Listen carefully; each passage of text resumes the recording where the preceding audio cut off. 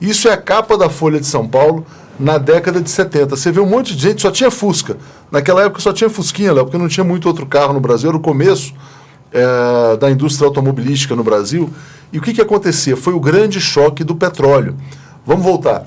Quando teve o choque do petróleo, houve uma escassez muito grande, houve desabastecimento no Brasil.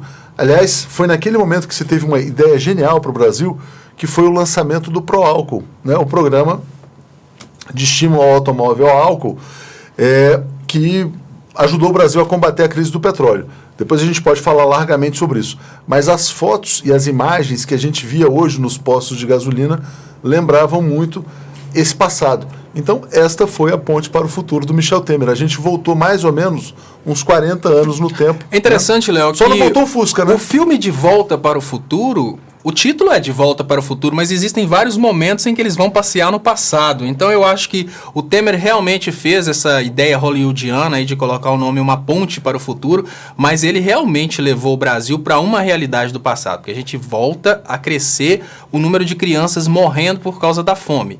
A gente volta a uma realidade em que a saúde pública já não tem mais prioridade. Só de lembrar que o pré-sal antes era destinado à saúde e educação. E a primeira coisa que o Temer e o parente, essa turma do PSDB fizeram foi lutar para tirar o destino do petróleo para a saúde e educação. A gente vê que é uma ponte extremamente para o passado.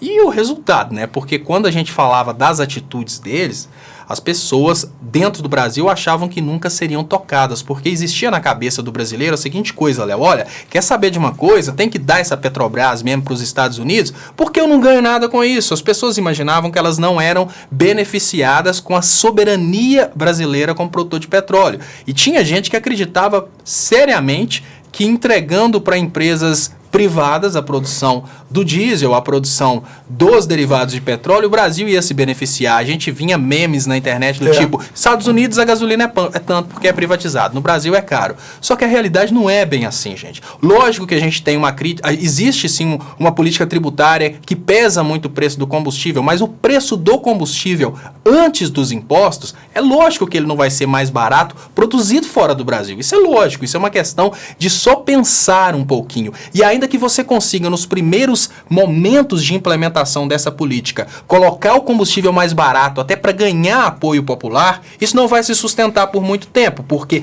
a destruição do refino dentro do Brasil, ela impacta não apenas no fim do emprego dos petroleiros, mas de toda uma cadeia de produção que é direta e indiretamente ligada à produção do refino no Brasil.